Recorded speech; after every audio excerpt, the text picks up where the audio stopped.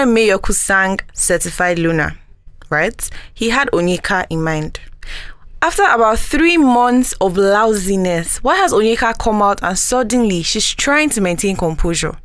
Why? Welcome to the Big Brother segment. So let's talk about what's currently going on with the housemates in the real world. Onyeka is completely alone. Like, when I mean alone, she is alone. Victoria doesn't want a reconciliation with her. Wanni wants nothing to do with her, and certainly Handi would not want anything to do with her. Ozee hasn't even spoken to her since. Tofa probably hates her, and let's not even start with Kassia and Victoria. Onyeka cannot even come close to them.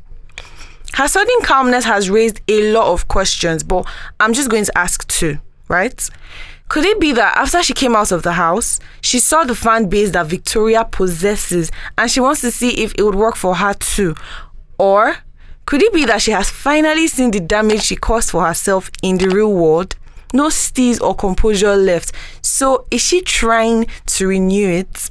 I hope it's probably the latter, because for her sake, it should be the latter. Wanni and Handi have come out to see just how fake Onyeka is, that they don't need that type of energy around them at all. That's why during the media rounds with the finalists, it was so obvious that Wanni wanted to avoid Onyeka. Because even during interviews, she sits very far away from Onyeka. Like, when I mean far, she is far from Onyeka.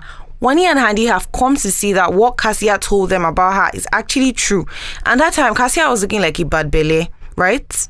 And it's the same with Victoria. It's hard to even believe that Onyeka and Victoria used to be friends in the beginning.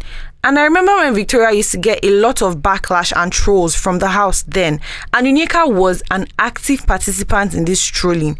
For once, till this very day, I have not heard Onyeka apologize to Victoria for anything. And Toga is asking Victoria if she's open to a reconciliation with Onyeka. How, where, and why? How can you be friends with a person who says such demeaning things to you and about you?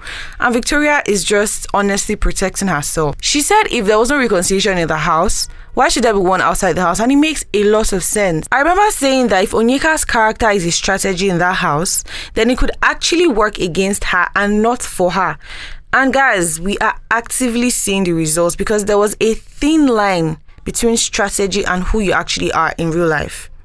Because see, she has come out, and I'm here wondering, what's doing you? Like, why are you so quiet all of a sudden? Why are you, like, it's giving, I want my space, everybody should get the way, and you were a noisemaker in the house. How? You guys, the interviews that the housemates have been having, they've been crazy. Some of these interviewers are out for blood. They want to fish and find what is hidden. Guys, the questions are strategically asked to get more out of the housemates. Actually, this is what I think. And when I mean more, I mean like some serious gist that we don't even know about. The type of gist that can shake another housemate's table. So in an interview with Victoria, she asked if it's okay to skip some questions if she doesn't feel like answering. I mean, like, if she's not comfortable with answering certain questions, is it fine to skip? And the interviewer told her, yeah, that's fine. Why? Because it's more content for me. It's more content, obviously, because why are you choosing to not answer a question? That means there is more to that question you don't want us to know about, right? But eventually, we'll all find out. Yeah. I think Onyeka's interview so far has been the funniest one to me. I've enjoyed her interviews, even with the immaturity and the amnesia. I've actually enjoyed it.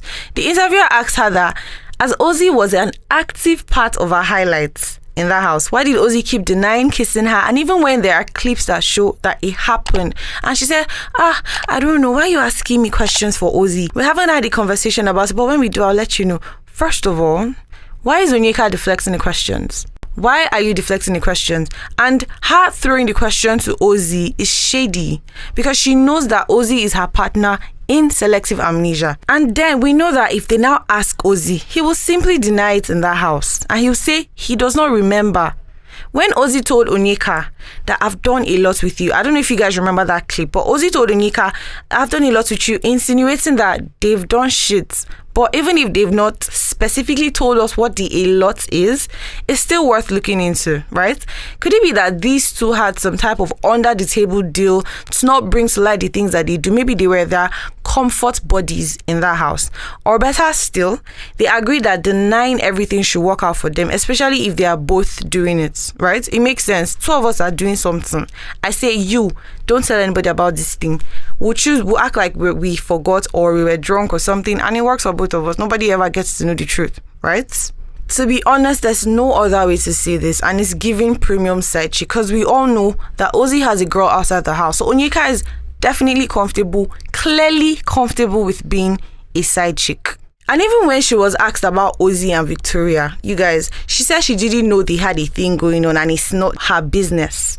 This is the same person that was always pissed when Ozee and Victoria were together, or even when she was constantly stressing Victoria out about what's going on between them.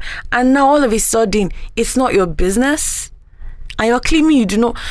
God, Onyeka, you are a case. See, Onyeka is the highlight of this segment. And even if it's not necessarily for anything positive, the point is she's still trending either way. So a win is a win, right?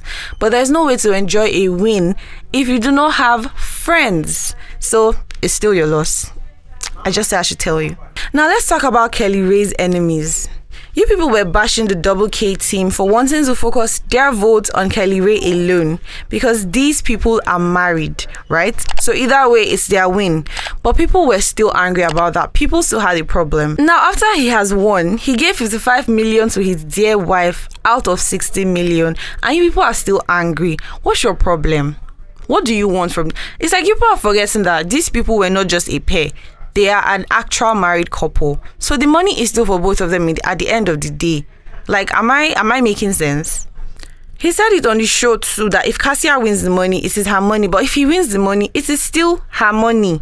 So what's actually the problem? People should learn to mind your business and stop being an Onyeka, please. You guys should remember that they are married. So the money still belongs to both of them, obviously. So anyway, that's all I have for you guys on this segment. And until next time, please like, share, and subscribe to our channel.